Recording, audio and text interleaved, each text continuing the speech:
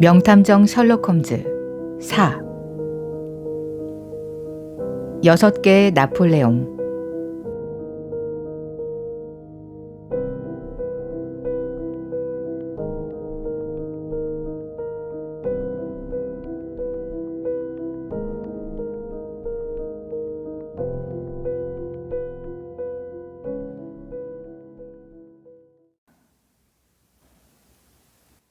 이번에도 나폴레옹 흉상 사건입니까? 그렇습니다. 사건이 매우 중대한 상황으로 발전했기 때문에 홈즈 선생에게 급하게 연락을 하게 됐습니다.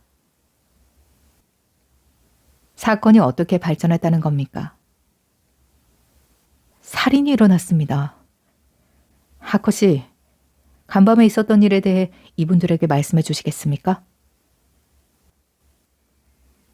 하커는 우울한 표정으로 간밤의 사건에 대해 설명했습니다.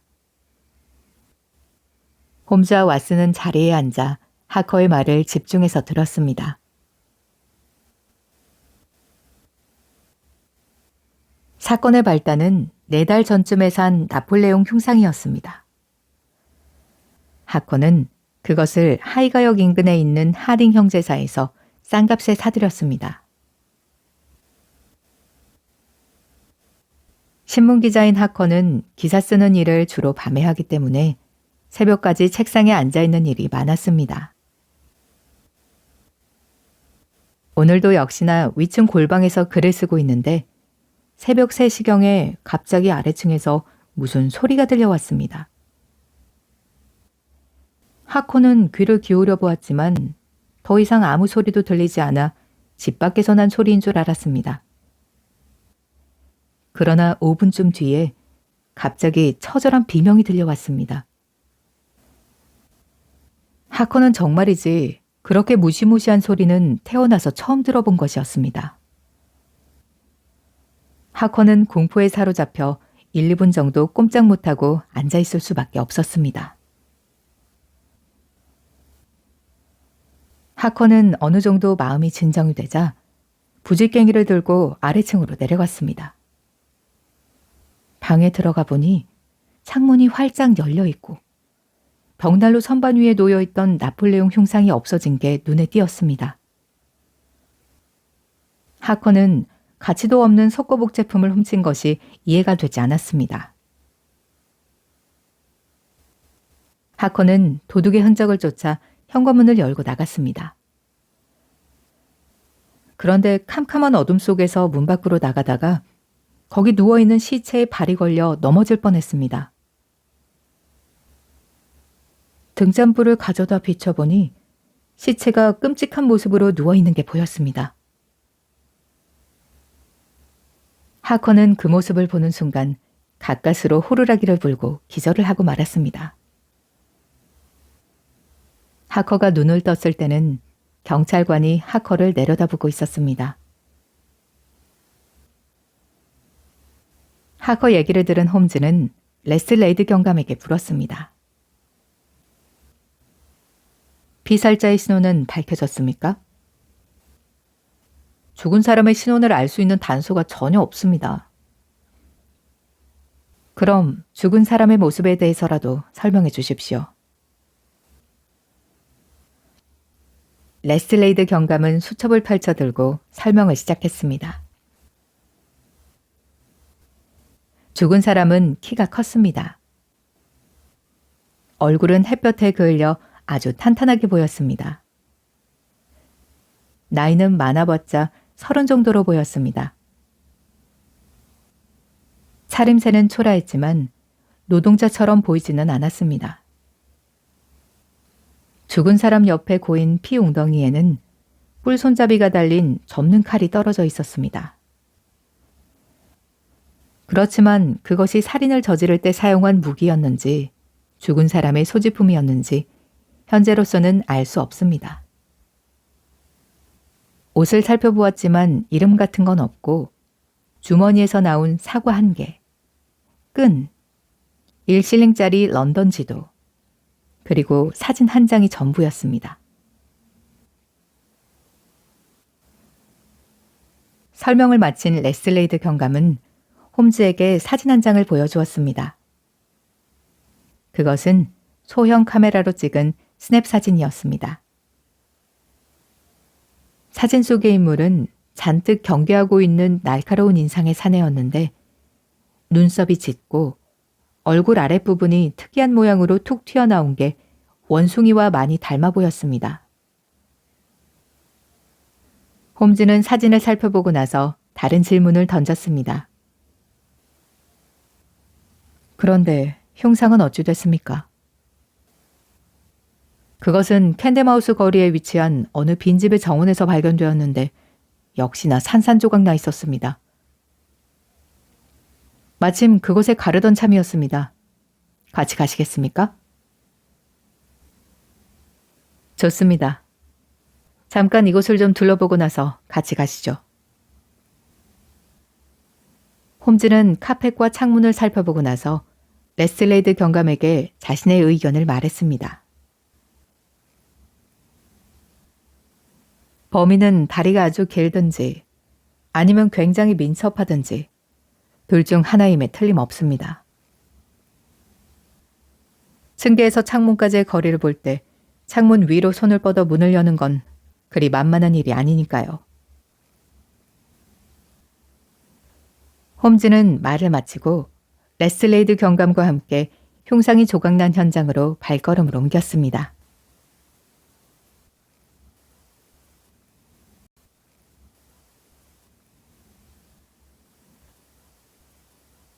주목할 만한 사실이 두 가지 정도 있습니다.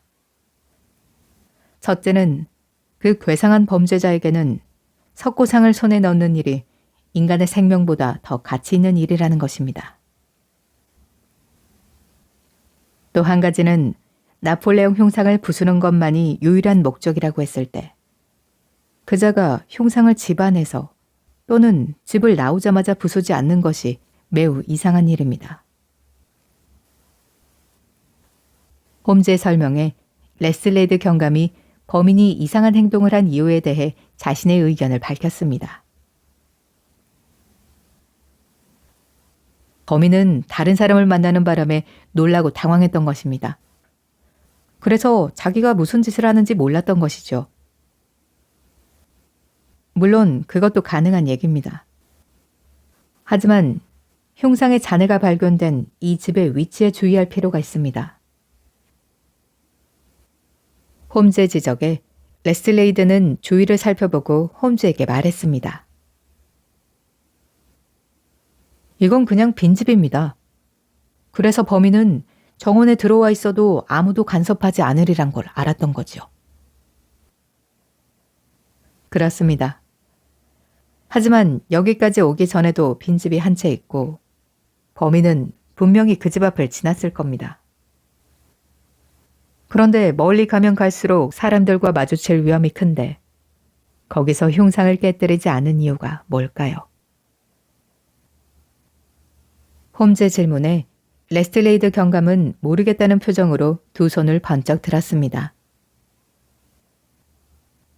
홈즈는 빙그레 웃으며 머리 위의 가로등을 손가락으로 가리켰습니다.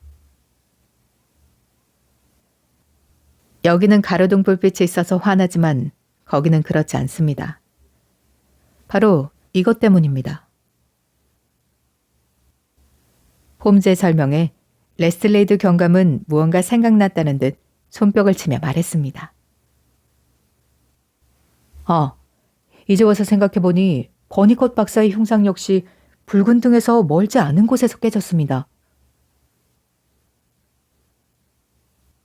그러나 결정적인 증거가 발견되지 않았기에 홈즈는 레슬레이드 경감에게 앞으로 어떻게 사건을 조사할지 물어보았습니다.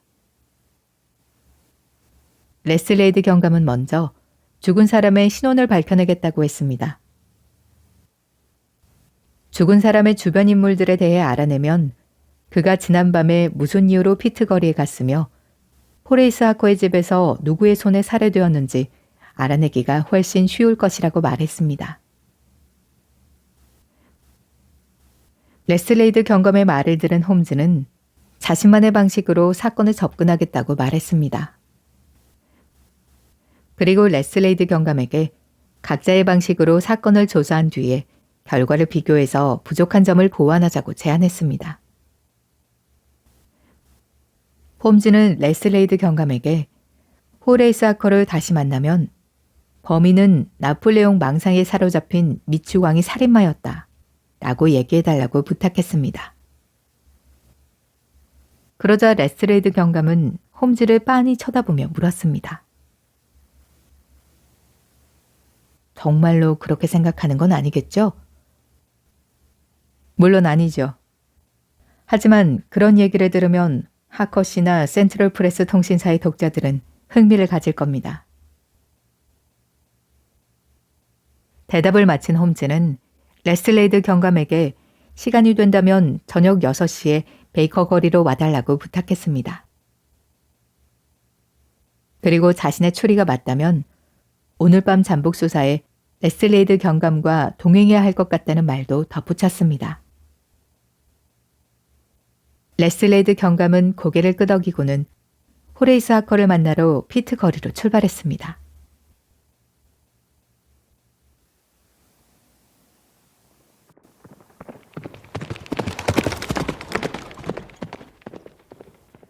홈즈와 왓슨은 마차를 타고 1시간 정도를 달려 미술품 상가에 도착했습니다.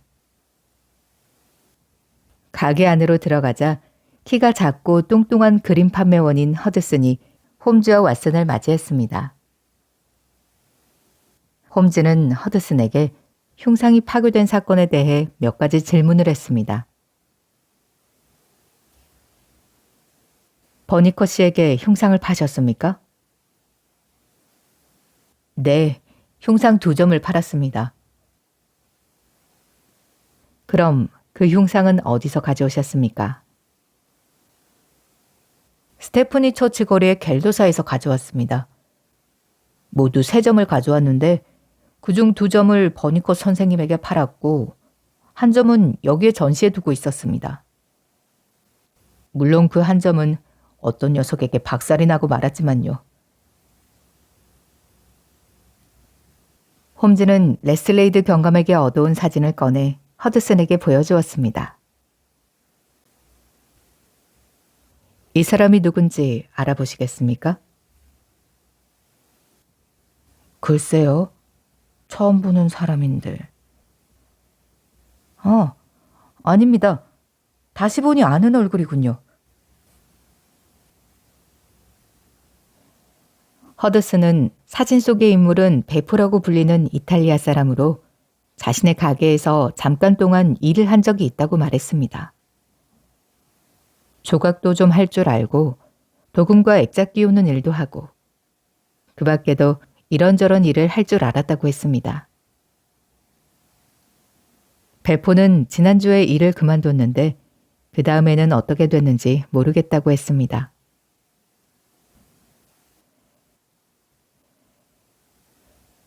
허드슨에게서 필요한 정보를 모두 얻은 홈즈는 가게를 나왔습니다.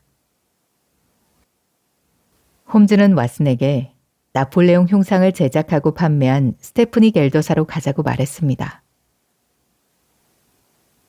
두 사람은 마차를 타고 런던의 패션가, 호텔가, 극장가, 문학동네, 상가, 그리고 해양타운을 빠른 속도로 지나 인구 10만의 어느 강변 도시에 도착했습니다.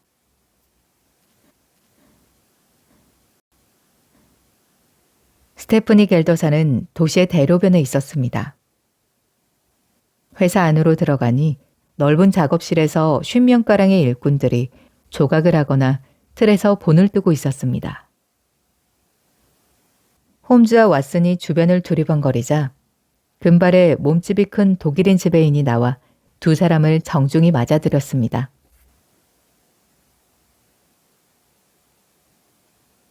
지배인은 홈즈의 질문에 간략하고 분명하게 대답해 주었습니다. 장부에 남아있는 기록에 따르면 데빈의 나폴레옹 흉상 복제품에서 수백 점의 석고상을 떠냈는데 1년쯤 전에 허드슨에게 넘긴 3점의 나폴레옹 흉상은 6점 한 세트의 절반이었고 나머지는 켄싱턴 하딩 형제사로 넘겼다고 했습니다. 그 6점의 나폴레옹 흉상이 다른 복제품들과 다르다고 볼 만한 이유는 없다고 했습니다. 지베이는 나폴레옹 흉상을 부수고 싶어 하는 이유가 뭔지 상상도 안 된다며 어이없어 했습니다.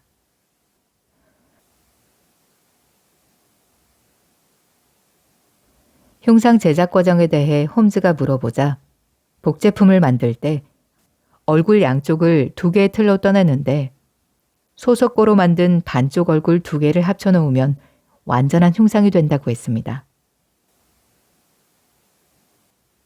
작업은 주로 이 작업실에서 이탈리아인들이 했는데 석고 흉상이 완성되면 통로의 탁자 위에 올려놓고 말린 다음 창고에 가져다 쌓는다고 했습니다.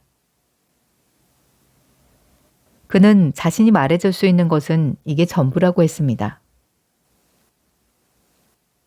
하지만 홈즈가 사진을 꺼내놓자 지베인의 표정에 변화가 일어났습니다. 지베인의 얼굴은 분노로 붉게 달아올랐고 이마에는 굵은 주름이 잡혔습니다. 지베인은 분노에 떨리는 목소리로 말했습니다. 베포, 이 못된 녀석. 홈즈는 지베인에게 베포에 대해 자세히 알려달라고 했습니다. 지베인은 화를 억누르며 베포에 대해 설명했습니다. 지베인이 베포에 대해 화가 난 것은 베포 때문에 작업실로 경찰들이 들이닥쳤기 때문이었습니다. 베포가 이곳에서 일하기 전에는 작업실에 경찰이 들이닥친 일이 한 번도 없었습니다. 작업실에 경찰이 들이닥친 것은 벌써 1년도 더 된 일이었습니다. 베포가 거리에서 다른 이탈리아인을 칼로 찌르고 작업실로 도망쳐 왔다가 추적해온 경찰한테 잡혀갔습니다. 경찰에 잡혀간 베포는 재판에서 1년형을 선고받고 감옥에 갇혔습니다. 지금은 틀림없이 감옥을 나왔을 테지만 작업실에는 한 번도 들리지 않았습니다. 지베이는 베포에 대해 더 알고 싶으면 그의 사촌이 여기서 일하고 있으니 물어보라고 했습니다. 그러나 홈즈는 절대로 안 된다고 소리쳤습니다. 그리고 베포의 사촌에게 아무 말도 하지 말아달라고 부탁했습니다.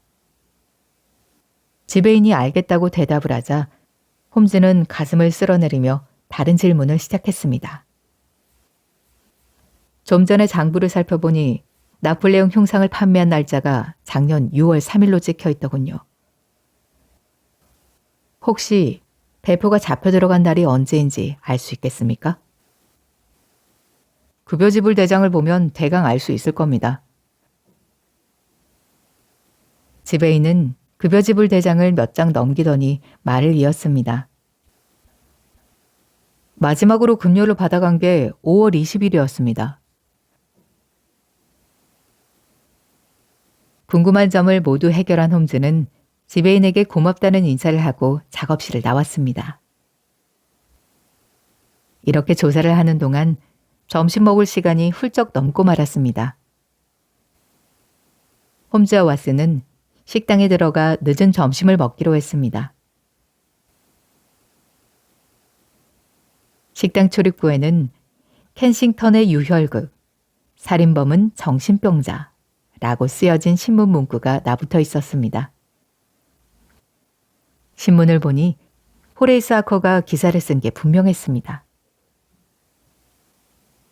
홈즈는 음식을 우물거리며 기사를 읽었습니다. 기사를 읽다가 두어 번은 혼자 킬킬거리며 웃기도 했습니다. 홈즈는 혼자 웃기 아까웠던지 왓슨에게 기사를 보여주었습니다.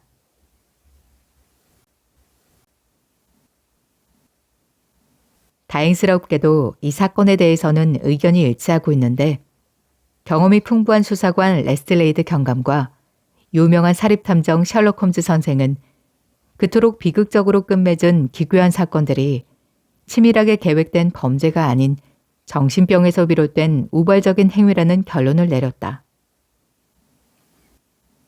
모든 상황을 고려해 볼 때 도저히 정신병자가 저지른 짓이라고밖에 볼 수 없는 것이다.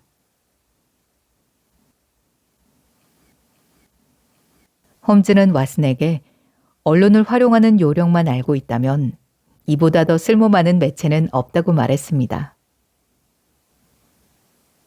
홈즈는 자신의 수사에 방해가 되지 않게 잘못된 정보를 신문을 통해 내보낸 것이었습니다. 홈즈는 왓슨에게 식사를 마치면 켄싱턴으로 돌아가서 하딩 형제사 주인 얘기를 들어보자고 했습니다. 왓슨은 서둘러 식사를 마치고 홈즈와 켄싱턴으로 출발했습니다.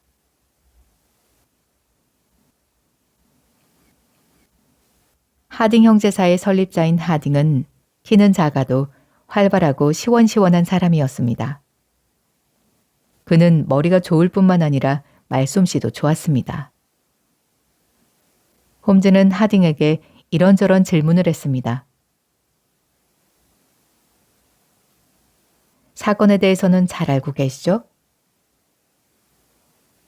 예, 그 소식은 신문에서 벌써 읽었습니다. 호레이스 하커 씨는 우리 상점의 고객이십니다.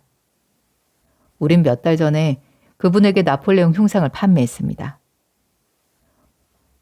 혹시 스테프니 갤더사에서 주문하지 않았습니까? 예, 그곳에서 모두 3점을 주문했습니다. 하지만 지금은 모두 팔린 상태죠. 누구에게 팔았는지 알 수 있을까요? 물론이죠. 판매 장부를 찾아보면 금방 알 수 있을 겁니다.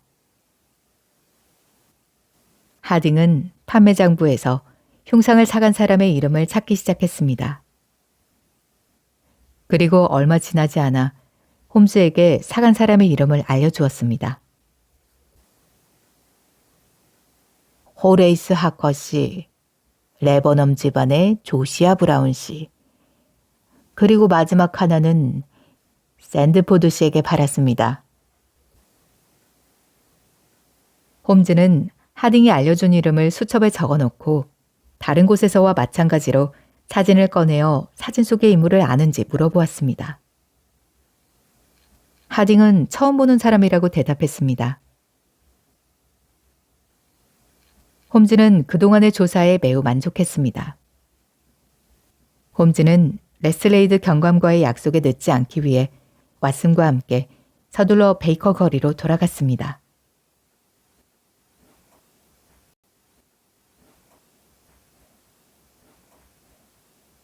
베이커 거리에 도착해 보니 레슬레이드 경감은 벌써 와서 초조한 기색으로 방안을 왔다 갔다 하고 있었습니다. 하지만 홈즈와 왓슨을 보자 이내 거만한 태도를 취했습니다. 하루를 헛되이 흘려보내지 않았다는 걸 빨리 증명하고 싶은 게 훤히 보였습니다. 홈즈가 의자에 앉자마자 레슬레이드 경감이 기다렸다는 듯이 질문을 던졌습니다. 어떻습니까? 홈즈 선생, 무슨 행운이라도 있었습니까? 소매상 2군데와 흉상을 제작한 업체를 다녀왔습니다. 이제 나폴레옹 흉상 6점의 유통 경로를 훤히 꿰고 있습니다. 레슬레이드 경감은 홈즈가 그동안 흉상의 유통 경로를 추적했다는 말을 듣고 어이없어 했습니다. 흉상이라고요? 뭐 누구한테나 자기 나름의 방식이 있으니까 잘못됐다는 말은 하지 않겠습니다. 그렇지만 제가 선생보다 훨씬 알찬 하루를 보낸 것은 틀림없는 것 같습니다. 저는 죽은 사람이 누구인지 알아냈답니다. 홈즈는 짐짓 놀라는 표정을 지으며 대답했습니다. 정말입니까? 그리고 범행 동기도 알아냈죠. 대단하군요. 홈즈가 감탄하는 표정을 보이자 레슬레이드 경감은 신이 나서 자신이 조사한 결과를 들려주었습니다.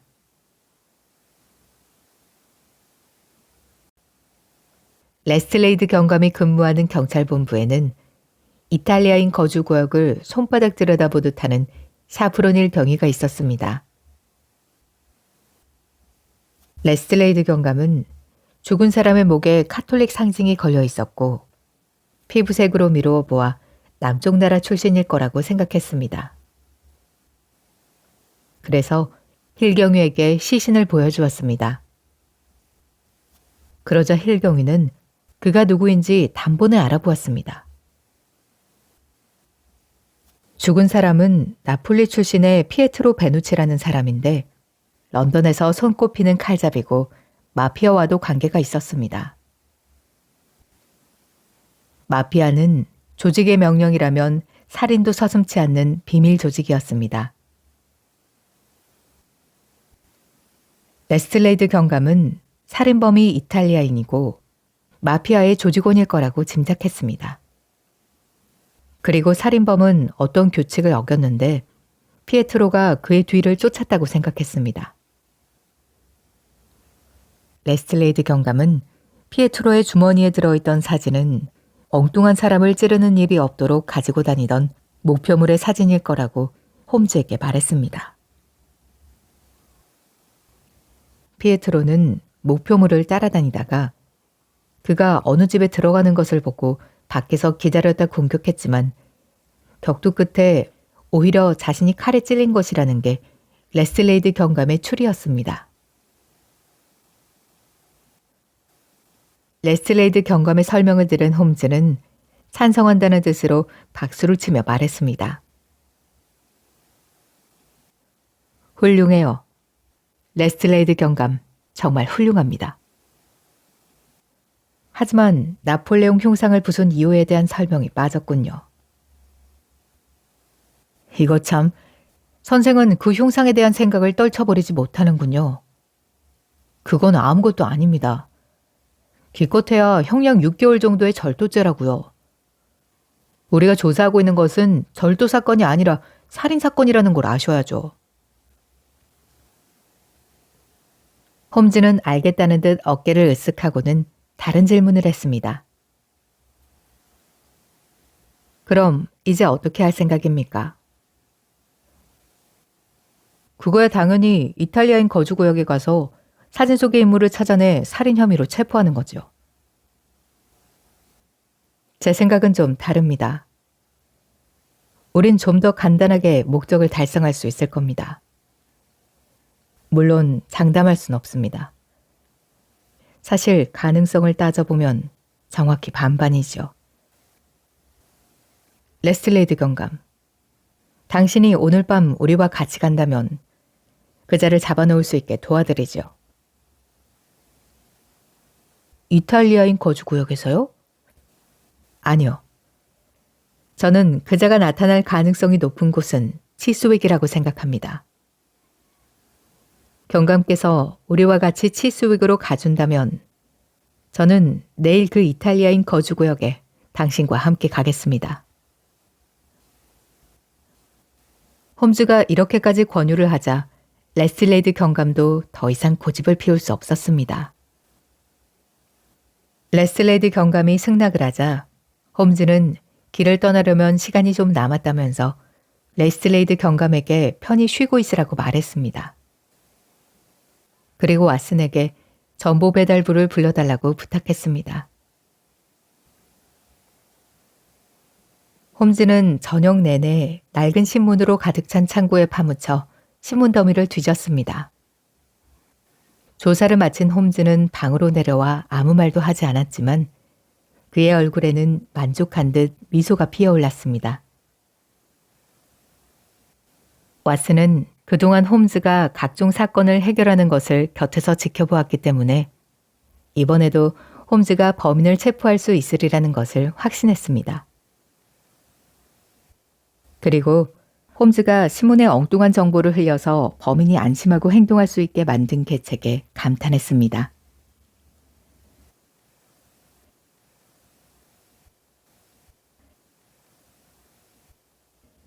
밤 11시쯤이 되자 사륜마차 한 대가 문 앞에 도착했습니다. 홈즈 일행은 그것을 타고 해머스미스 다리 건너편으로 갔습니다. 홈즈는 마부에게 여기서 기다려달라고 부탁했습니다.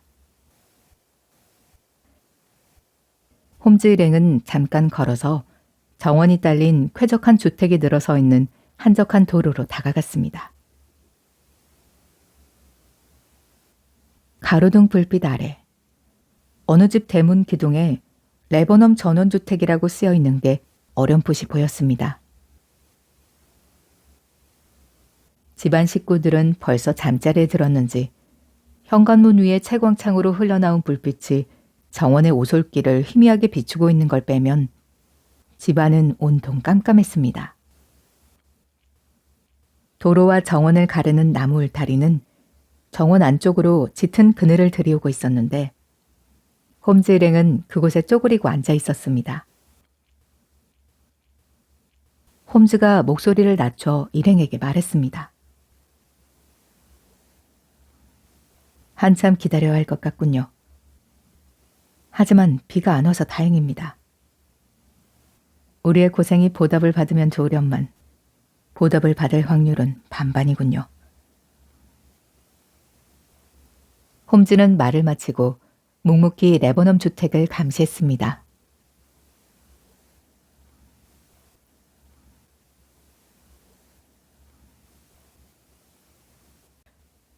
홈즈의 예상과는 달리 감시는 얼마 지나지 않아 끝이 났습니다. 사람이 다가오는 기척도 없었는데 갑자기 대문이 열리더니 호리호리하고 시커먼 사람 그림자 하나가 마치 원숭이처럼 날렵한 동작으로 집 쪽으로 달려갔습니다.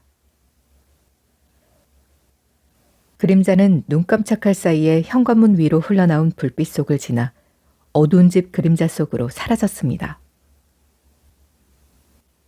한참 시간이 흐르는 동안 홈즈 일행은 숨도 크게 쉬지 못하고 앉아 있었습니다. 그런데 문득 삐걱거리는 창문이 열리는 소리가 들려왔습니다. 소리가 그치자 다시 긴 침묵이 흘렀습니다. 홈즈 일행의 눈에 사내가 집 안으로 들어가고 있는 것이 보였습니다. 이때 순간적으로 집안에서 불빛이 번쩍 빛나는 게 보였습니다. 정체 모를 사내가 찾고 있는 것이 거기 없었는지 다른 창문에서 다시 불빛이 번쩍거렸고 그리고 또 다른 창문에서 불빛이 번쩍였습니다. 사내의 행동을 지켜보던 레스트레이드 경감이 침착하게 일행에게 말했습니다. 저 창문 밑에서 기다립시다. 저 사내가 밖으로 나올 때 덮치는 겁니다. 그러나 홈즈 일행이 움직이기도 전에 사내가 다시 밖으로 나왔습니다. 그가 희미한 불빛 속을 지날 때 보니 뭔가 하얀 것을 옆구리에 끼고 있었습니다. 사내는 은밀하게 주위를 둘러보았습니다. 주위에서 아무 소리도 들리지 않자 안심한 눈치였습니다. 그는 홈즈 일행이 숨어있는 쪽으로 등을 돌리고 옆구리에 끼고 있던 물건을 내려놓았습니다. 다음 순간 쩡 하고 때리는 소리가 나더니 와장창 부서지는 소리가 들렸습니다. 사내는 부수는 일에 정신이 팔린 나머지 홈즈 일행이 잔디밭을 지나 살금살금 자신에게 다가오는 소리를 듣지 못했습니다.